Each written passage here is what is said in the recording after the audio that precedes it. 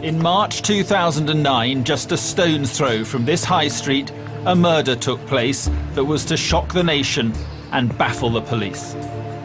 I'm dealing with a horrific murder here. I need the public's help to help me identify who the victim is. This was possibly the first case when I had really sat back and thought, this is disgusting. It's actually almost impossible to listen to. What followed was an investigation across 2 counties with more than 100 police officers involved. I've never come across an investigation as unique or as gruesome, really, as this. And as the investigation progressed, a team of scientists would make some startling discoveries about the nature of the crime. The fibres have actually got onto the tapes at the time he's wrapped the items. And what he's actually done is he's sealed the evidence in himself. Every murder is in some way horrific or traumatic. This one had a very different element to it. It's the calculating coldness of it, but it's the skill as well that is really quite chilling. This is the story of how police pieced together evidence to solve the mystery of the Jigsaw murder.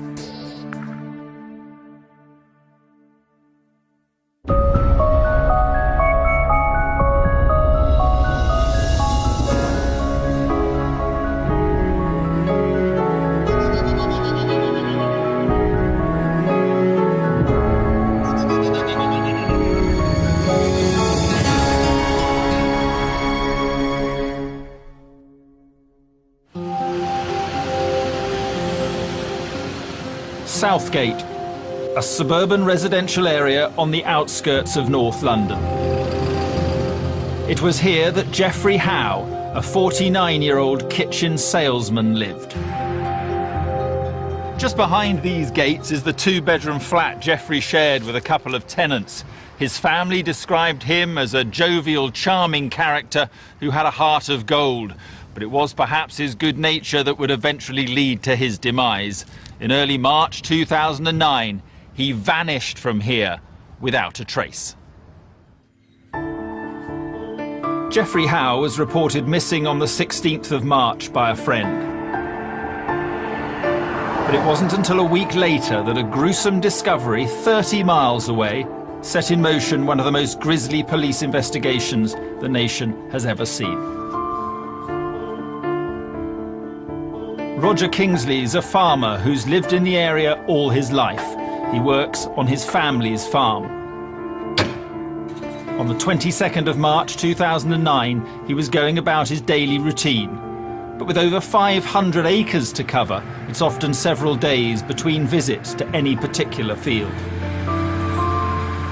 It was about 7:30 in the morning when I started cultivating the field with the tractor. I noticed a bag at the bottom of the field. It stuck out, so it was quite noticeable. And I thought, well, I'll pick that up at some point in the day, as it'll only get caught up when we're hedge cutting or trimming the banks and one thing or another. And I didn't think anything more of it until later on in the afternoon, when I actually got a bit closer to it, and I stopped the tractor, jumped off with the dogs to have a look. I found the object just the other side of this fence here. It, to me, had looked as though it had been placed, not thrown. It was in a green holdall, and then when I unzipped it, the object was wrapped in blue builder's plastic. And it was at that point I just touched it with my finger, and it actually squidged in, for want of a better word. And that's when I got a bit suspicious in the fact that it could be something that a bit untoward. Roger called the local police, who sent a team of officers to meet him at the field. When the police came out, I was here on the site to show them where the bag actually was. The police officers approached it, looked at it. One of them bent down, undone the bag, and saw the blue plastic inside. And then he had a bit of a feel around inside and looked up to his colleague and said, "I think it's got toes on." Well, I'm pretty sure that's what he said, and I'll never forget that. And they realised then that it was something very suspicious. Once they realised what was in the bag, they shut the road off, shut the village off, more or less, for that night and the next morning. Roger had found what turned out to be a human left leg, just close to a lay-by on the A507. But there was nothing else suspicious at the scene. The case was being handled by officers from the Bedfordshire and Hertfordshire Major Crime Unit, based here at police headquarters in Welwyn Garden City. But at first, they didn't know what they were dealing with. What was unusual about it was the skill in which the leg had been removed from the body. We had a specialist Home Office pathologist and an anthropologist to actually give us an informed view as to whether it was a medical amputation or not. But because there was no cauterisation of blood veins and arteries, then there was no indication that it was a medical amputation. So we could rule that out. If we could rule that out, then quite clearly it was a murder inquiry. Operation Abnet was launched, but the key to finding the perpetrator would be identifying the victim. The vast majority of people who commit murder somebody that they know. That's a brutal fact of life, unfortunately. So if we could build up a really clear picture and identify who our victim was, that surely would give us a number of lines of inquiry to identify who the offenders were. But because the victim's details weren't on the DNA database, because they'd had no history of involvement with the police in any way, shape or form, it didn't help us in actually identifying who that one victim was.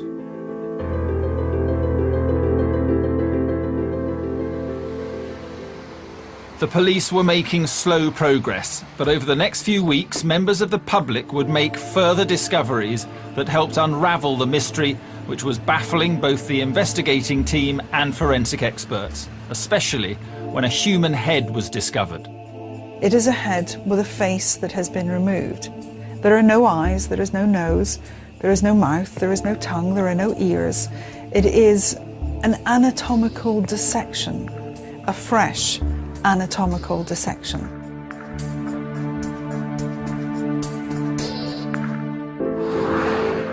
After the discovery of a human left leg in a lay-by in Cottered, Hertfordshire in March 2009, a murder investigation, Operation Abnet, was launched.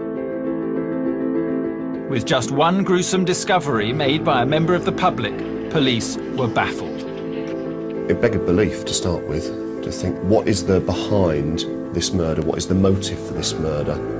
And a week later, on March the 29th, there was a second discovery. A passerby found a left forearm discarded on a quiet country road in Wheathampstead. Almost 25 miles from the Cottered site, the key question was, were the two body parts related? It's extremely rare for body parts to be distributed and then to be found in the way that it has in this case. Of course, a concern to me was, are we talking about one victim or are we talking about a number of victims? And it was only after the discovery of the body parts that we could then carry out forensic testing to compare DNA between the body parts to confirm that we were, in fact, talking about one victim. The police began looking into missing persons records, but without being able to identify the age, ethnicity or even gender from the body parts, it was proving difficult. With no identity, there was no obvious motive, and the absence of even a murder scene left police with very little to go on. But while inquiries were taking place here in Hertfordshire, the case was about to open up on a much wider scale with a new discovery almost 100 miles north in Leicestershire.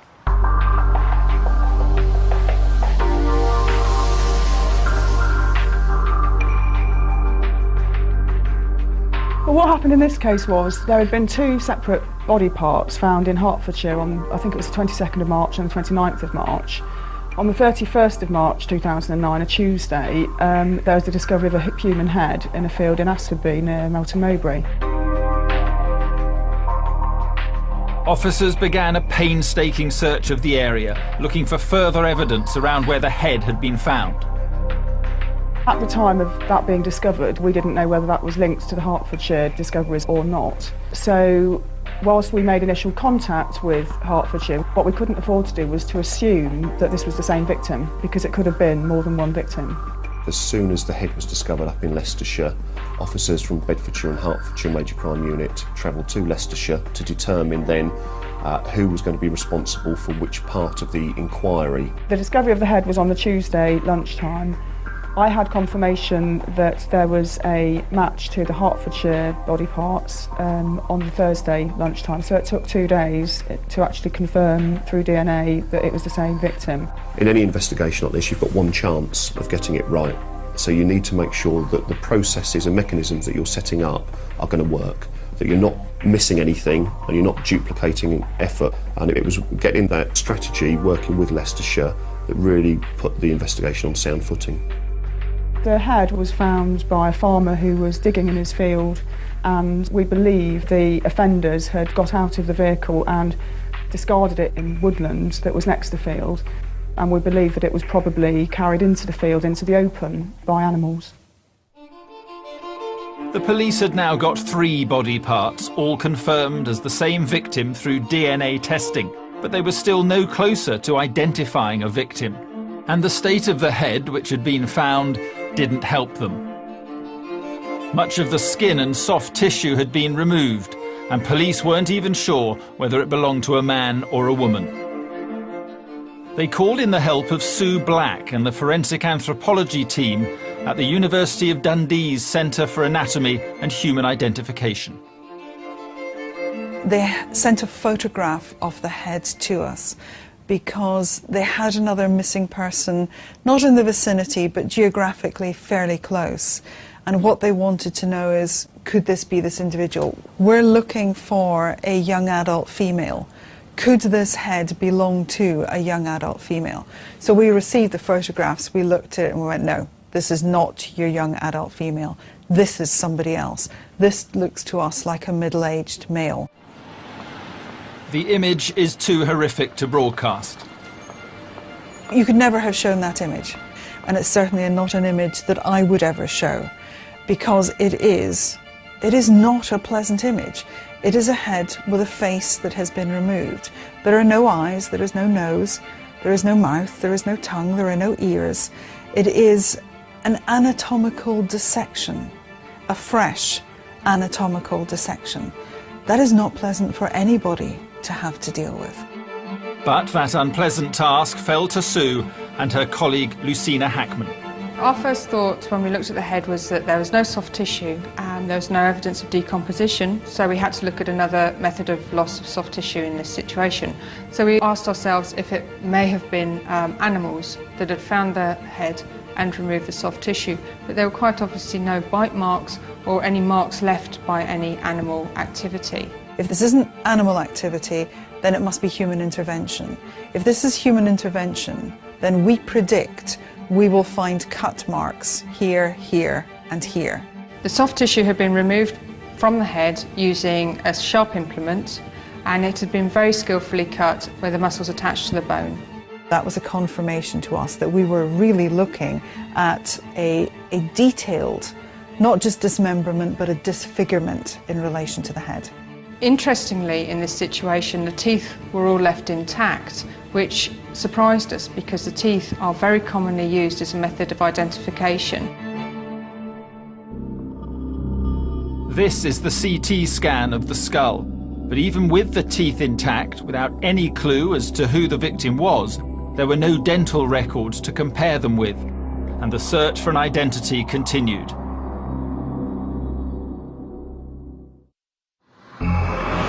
The police and forensics experts were working with what had been recovered so far. To date, only a left leg, left forearm and head had been unearthed. But a week later, 2 further body parts were found in quick succession. On the 7th of April, a right leg was discovered in Puckeridge in Hertfordshire, and just a few days later, a suitcase containing a torso was recovered 3 miles south.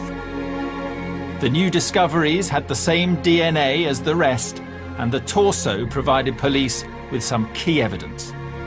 We can now confirm the cause of death, which was a stab wound to the back. The man is to be believed to be of white, Asian or of mixed heritage, between the heights of 5'6" and 5'10". Detective Superintendent Michael Hanlon decided to change tack using media exposure in the search for an identity which had been going on for close to a month. I'm dealing with a horrific murder here. I need the public's help to help me identify who the victim is. But it wasn't just the identity of the victim that the police were trying to establish. At a forensic science lab in Cambridgeshire, Ray Palmer was hoping to uncover more information about the murder itself and the culprits. The first task that we had in this investigation was to look at the debris which had been taken and recovered from all the deposition sites, from all the packages that had been used to wrap up the body parts, and to look at the debris to see if there was any associations which we could demonstrate between them that were common to them and may give some indication as to the last environment in which the deceased had been. Ray and the investigation team agreed a strategy that would involve analysing the tape that had been used to bind the sacking around the various body parts. The examination of the tapes consisted of us looking at these for what we call fibre collectives. Now, collectives are actually populations of fibres which could have a common origin and appear to have come from the same source. So our first task was really to look at the adhesive side of the tapes to see if there were any fibre collectives present, which might give us some clue as to the environment in which the body parts had been wrapped. The fibre evidence would only prove useful once the police had discovered who the victim was and where he was murdered. But as the forensics experts worked to find any evidence that would lead police to the victim, the police started to get a response to their media appeals. And it was one particular phone call that would be a key breakthrough. A member of Jeff's family, as a result of the media coverage, made direct contact with the incident room.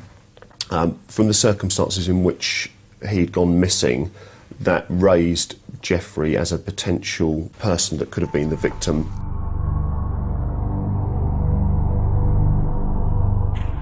I then sent officers round to Jeff's home address. When they arrived, there was no sign of Jeffrey Howe. But there were two people living at the property: Jeffrey's tenants, Stephen Marshall, and his 20-year-old girlfriend, Sarah Bush.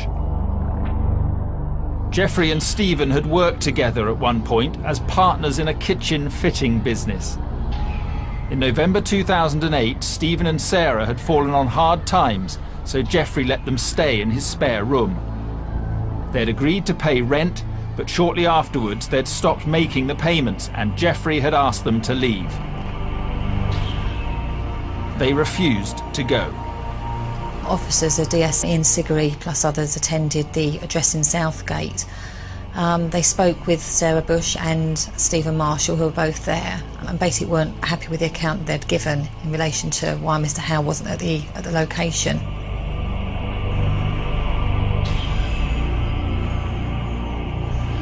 The reaction that Marshall and Bush gave when officers went round there was such that they were nervous, were being a little evasive. It caused concerns for the officers, who then phoned up to say, well, OK, look, we're not happy with what we're being told. What do you want us to do? Sounds like a strange question, but a question where we don't know who the victim is at that stage. They made a cursory search of the address, and secreted in one of the wardrobes was a number plate with the registration H8WEJ, which basically reads Howe J, which belonged to Jeffrey. And at that point, they obviously had quite huge concerns. They made the decision to leave the address, regroup, and then the arrest was made quite soon after that. Stephen Marshall and Sarah Bush were taken to Hatfield Police Station for questioning.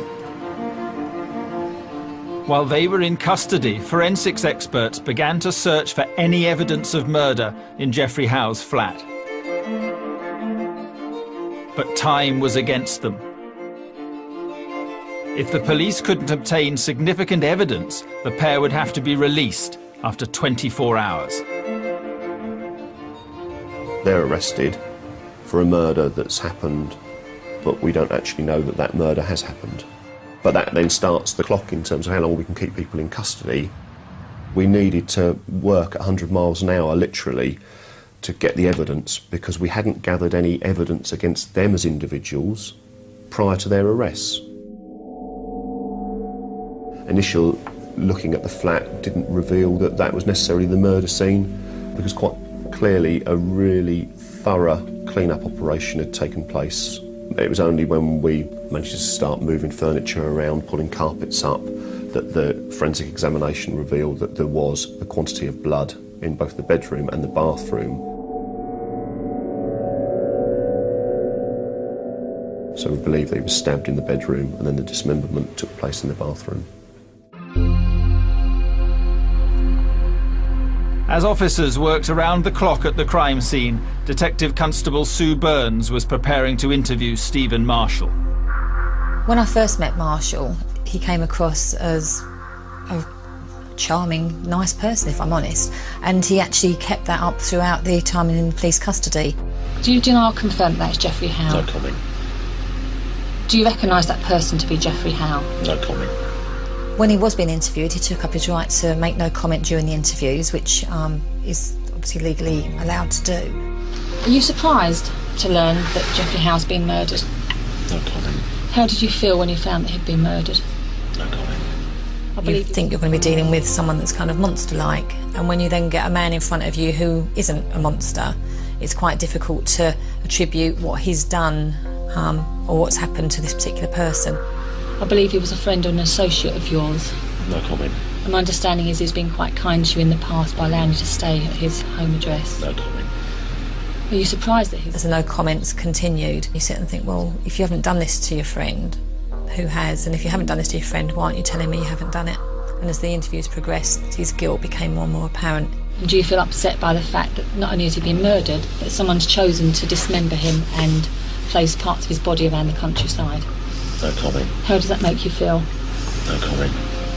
You've got no comment to make about that in any shape or form? No comment. Bearing in mind, obviously, people will be listening to this tape, and he's a friend of yours, and most people, I would say, would be quite shocked by the fact that someone's been killed and dismembered. No comment. Throughout the whole of the interview, there was no remorse shown by Stephen Marshall. However, once the tape's finished, he was very courteous and very polite, and and just seemed just a genuinely just normal person. Are you responsible for the killing and the dismembering of your friend Jeffrey Howe?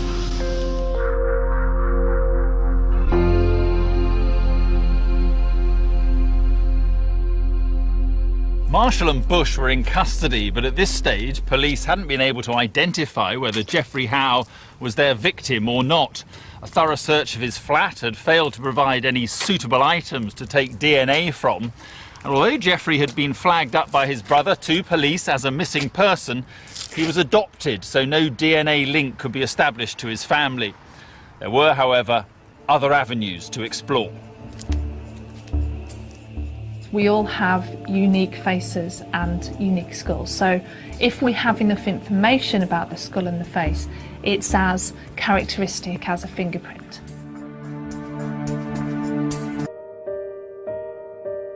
Two people are still in police custody this evening in connection with the so-called Jigsaw murder. The 37-year-old man and a woman aged 20 were arrested yesterday.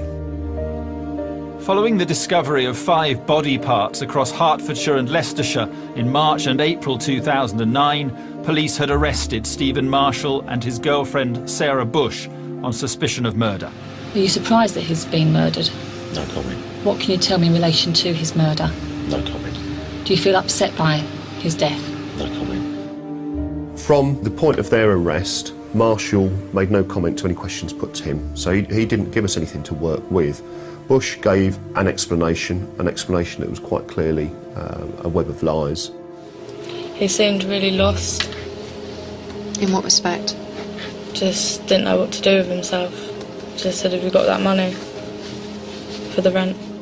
But neither admitted any involvement in the actual crimes. They were distancing themselves from the crime. The police still hadn't been able to identify a victim from the body parts, but they strongly suspected it was Jeffrey Howe, Marshall and Bush's landlord. He had been adopted as a child, so familial DNA links couldn't be established. In Dundee, forensic anthropologists were trying to help police confirm the victim's identity. In this particular case, we looked at craniofacial superimposition, which means that you superimpose the skull with an ante-mortem image, a living image of the individual who's thought to be the victim. So what we do is we try and match up the shape and proportions of the skull with the shape and proportions of the face to see if there are similarities or differences. Using a photo of Geoffrey Howe and a CT scan of the skull recovered in Leicestershire, Caroline Wilkinson was able to manipulate the two images to try to establish a match. First of all, if we look at the outline of the skull in relation to the outline of the face, you can see that the shape of the upper head, the curve of the head, matches up very well between the skull and the face. We can see the position of the orbits match up perfectly. If we look at the nasal aperture, which is the hole where the nose sits, you can see that the width and length of that matches up to the soft nose. If we look at the teeth, the position of the lower incisors match up to the incisors seen on the photograph, and also the overall width of the chin and shape of the jawline matches quite clearly. The work in Dundee strongly suggested the skull belonged to Geoffrey, and once an odontologist matched the teeth with dental records, Geoffrey Howe was publicly identified as the victim on April the 23rd. The following day, Stephen Marshall and Sarah Bush were charged with murder and remanded in custody pending a trial date. But the investigation team's work did not stop there. It was now down to other forensic experts to come up with evidence that would prove crucial when the case came to court. At the Forensic Science Service, Ray Palmer was analysing evidence to try and prove that Marshall was present at the time the murder and dismemberment took place. He wanted to focus primarily on the tape used to bind the plastic around the body parts. This photograph here shows the duct tape which had been used to wrap the body parts inside a blue rubble sack. So our first priority was actually to remove the taping from the rubble sack in a manner which would allow us to recover and preserve any evidence which was on the adhesive side of the tape. In this particular instance, this kind of tape was used, which obviously, because it's been rolled up, is fibre-free. Because the tape's obviously been opened at the time to wrap the body parts inside the rubble bags, this means that the adhesive's exposed to the environment in which it's opened. And in this case, fibres from Stephen Marshall's environment have actually got onto the tapes at the time he's wrapped the items. And what he's actually done is he's sealed the evidence in himself. The various samples were removed and mounted on acetate films similar to this one to preserve the evidence. The fibres were so tiny they were highlighted by red circles so the experts could examine them more easily. Now, many people think of fibre evidence, they think of it in terms of threads, and what we're actually talking about here is the individual components of threads. We're talking about sub-millimetre sized particles which are very often much thinner than human hair. Ray found fibre collectives that he believed came from a blue object with a peach skin texture. Forensic officers at the murder scene looked for an item that fitted that description. We could link fibres from the tape used to wrap up the body parts to inflatable airbeds that we know that they bought, Bush and Marshall had bought after Jeff's death. Because after the death, they got rid of the bed because the bed, we believe, was quite heavily blood-stained, bought some inflatable airbeds, and fibres from those airbeds are identical to the fibres that we've recovered off the tape that wrap up the body parts. This is a photograph of the one of the mattresses in question, and you can see it's very much a typical sort of thing you buy at a camping store, and it has a plastic inflatable sheath on which flock has been applied to the top surface. We removed fibres from the surface and placed them on a microscope slide. There are a number of comparative features we can look at, one of which is the actual cross-sectional shape of the fibre itself. Some fibres are irregularly shaped, some are very round, some are oval. In addition to cross-sectional shape, there's a chemical process involved in the manufacture of fibres called delustrant. That's a process which actually stops the fibres shining. So these are all features we can actually look at and compare directly against a suspect item. Having identified a match between the two samples, there was further compelling evidence to link Marshall to the murder scene. In addition to finding flock fibres, we found a number of green polyester fibres and green cotton fibres, which were subsequently found to match this green polo shirt, which belonged to Stephen Marshall. The evidence was overwhelming and placed Stephen Marshall at Geoffrey Howe's flat at the time the body was being dismembered and wrapped up. But while fibre evidence implicated Marshall as the murderer, back in Dundee, Sue Black and her colleague Lucina Hackman were making some startling discoveries about the body parts. Most dismemberments are unsuccessful or haphazard at best, because most individuals do not appreciate how difficult it is to separate the human body. If you think, right, I'm going to take a leg off, how do you do it? Well, you just cut across the thigh. And you might cut across the tissue, but once you get down to the bone, that bone's really tough. You can't cut through it with a kitchen knife. In most dismemberments, we expect to find those elements that show this person didn't know what they were doing. With the Geoffrey Howe case, we did not find that.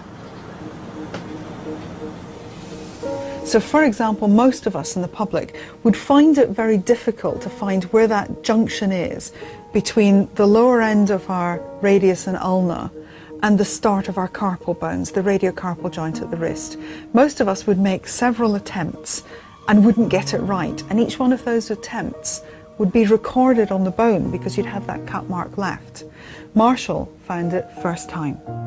The body was dismembered at the joints. There was no cutting of the bone, and that's what takes the time in a dismemberment, is cutting through bone. You need an implement that will actually saw through the very large bones of the lower limbs, for example, and the larger bone of the upper limb. In this case, because the individual went through the joint capsules, all it meant was cutting through soft tissue and cartilage and then separating the body at those spaces. So the dismemberment could have been done in a couple of hours easily by somebody who knew what they were doing. I've been an anatomist for at least 25 years, I would say, and I've seen quite a number of dismemberment cases.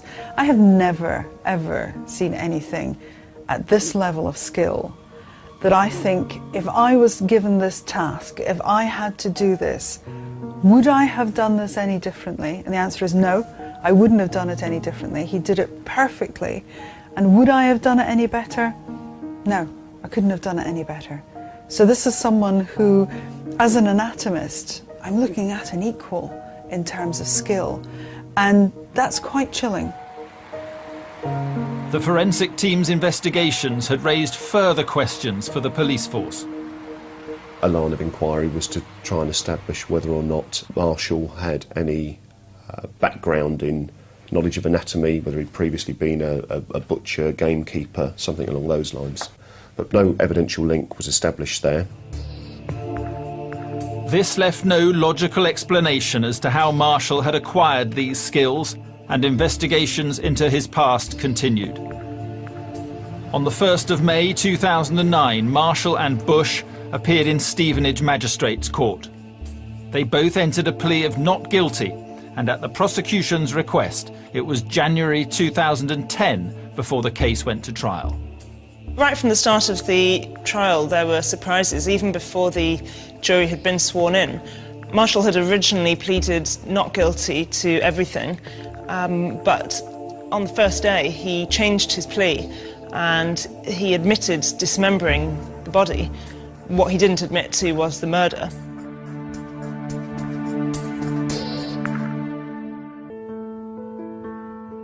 Stephen Marshall and Sarah Bush were being held pending trial for the murder and dismemberment of kitchen salesman Geoffrey Howe in March 2009. The pair had pleaded not guilty at an initial hearing, and a prosecution case was being mounted against them. On January the 12th, 2010, the case was due to begin here at St Albans Crown Court. Just prior to the court case starting, both Bush and Marshall needed to present us with a defence case statement. During that defence case statement, Bush was claiming that Marshall had carried out the murder, and Marshall was claiming that Bush had carried out the murder. It's what the prosecution called a cutthroat defence, where you have two people suspected of a crime and they both blame each other. So they're effectively pointing the finger of blame at the co-defendant, and their legal team will be adducing all evidence that they can that blames the co-defendant. So effectively they're carrying out some of the role of the prosecution in a cutthroat defence, because they're blaming each other and that evidence gets presented to the jury. This tactic was not seen as unusual, but there was one twist from the outset that was not expected.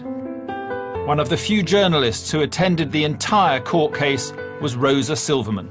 Right from the start of the trial, there were surprises. Even before the jury had been sworn in, Marshall had originally pleaded not guilty to everything, but on the first day he changed his plea and he admitted dismembering the body. What he didn't admit to was the murder. Right from the start, we had a slightly bizarre situation where he had actually admitted cutting somebody up, but claimed that he was not guilty of murder. And we all learnt of that before the jury had heard anything. And then there were 3 more weeks in which Marshall maintained that while he had cut up the body, he hadn't actually been guilty of the murder. He seemed pretty impassive. He looked resolute. He looked like he was concentrating very hard. He was taking it all in. He looked very serious, but he didn't betray any emotion, and he didn't look at Sarah Bush at all.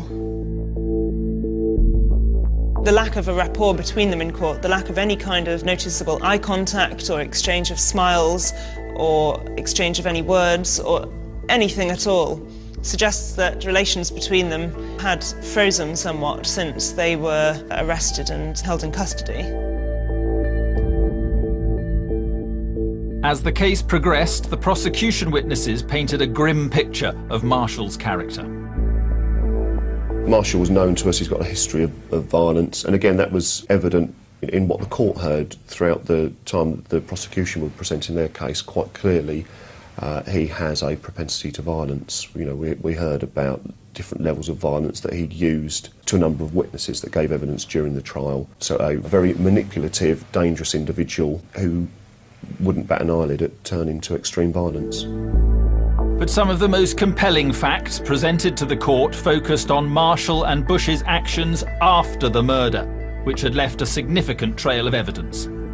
The evidential links showed that both Bush and Marshall were plundering all of Howe's assets immediately after his death.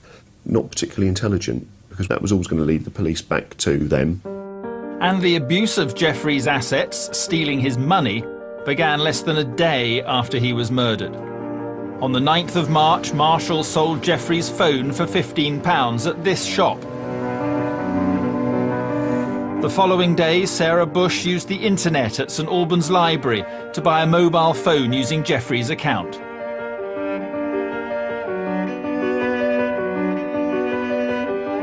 Clothes were purchased online using his name and bank details.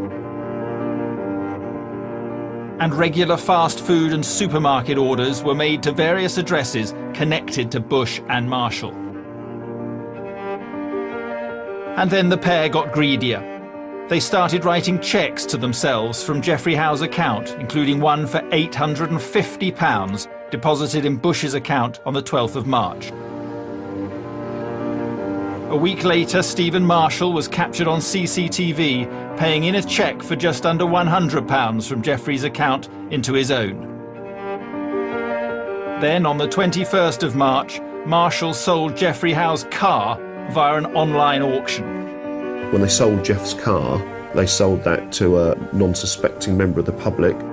On the receipt was both Marshall and Bush's fingerprints, which was key, obviously, from an evidential point of view, as we built the case around them.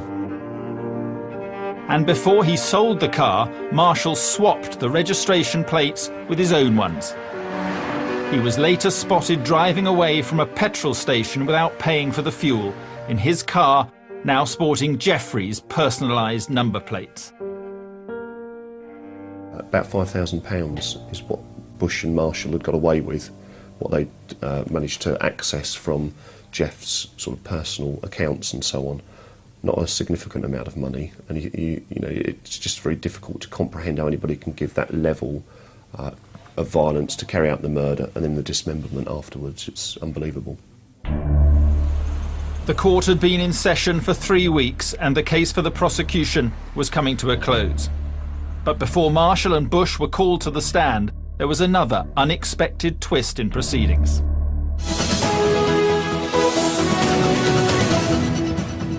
Tonight's other news now, and a man who's on trial for killing his colleague and then scattering his body parts across Hertfordshire and Leicestershire has pleaded guilty to murder. It's particularly rare for anybody charged with murder to plead guilty because of the nature of the offence that they're charged with and the potential sentence that they're going to receive. So it's very rare for anybody to plead guilty to start with, but to actually then start a trial and to change your plea halfway through the trial is even more rare. Certainly an experience that I've not had before. It was only at the end of the prosecution case that such was the wealth of the evidence that we'd presented that Marshall finally turned round and pleaded guilty. I think he had to change his plea. I think he had nowhere else to go. The evidence against him was overwhelming. The standard of the witnesses that gave evidence at court was outstanding also. And I think that he realised that the following day or later on that day he would be asked to account for his actions. And with Marshall's change of plea, the charge of murder against Sarah Bush was withdrawn. Bush pleaded not guilty to all the charges against her at the start, but then at the end, when Marshall had pleaded guilty to murder, Bush then admitted some lesser charges. She admitted helping to dispose of the body parts and giving the police false information about the whereabouts of a missing person. Having admitted to Geoffrey Howe's murder, Marshall then stunned the court further as he made an astonishing revelation. Stephen Marshall's secret past and involvement in gangland murders was revealed to the court today by his own defence barrister, who said that he'd learnt to cut up bodies because he'd done it before, not once but 4 times. Apparently he helped dispose of the victims of gangland executions while he worked as a nightclub doorman in the mid-90s.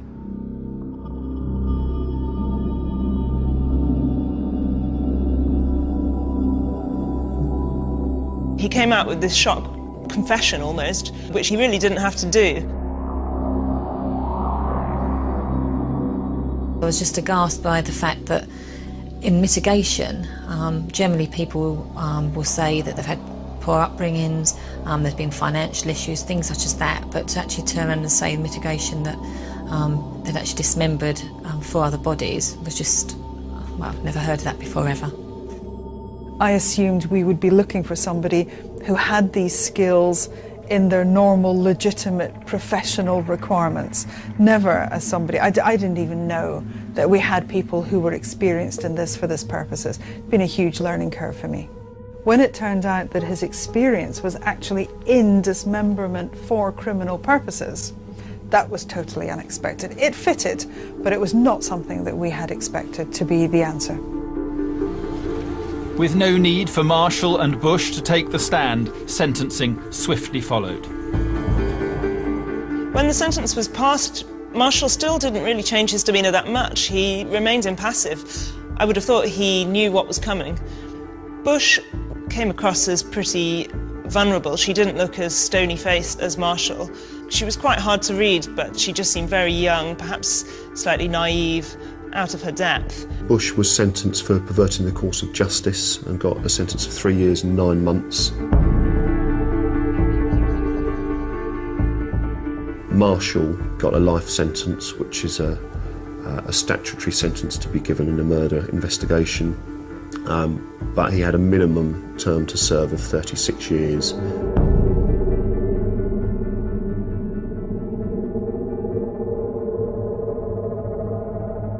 And as far as the astonishing evidence Marshall gave in mitigation about his disposal of gangland murder victims' bodies, the Metropolitan Police tell us that no links have been found to any outstanding cases.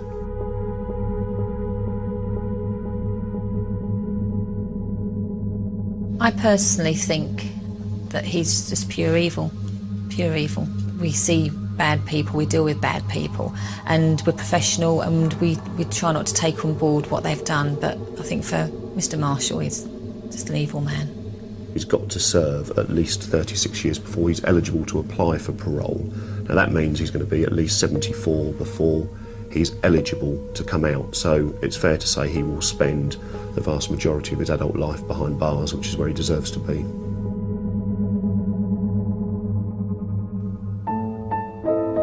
Well, they've not met since the 2006 World Cup, but tomorrow night in a friendly at Wembley, they'll face each other.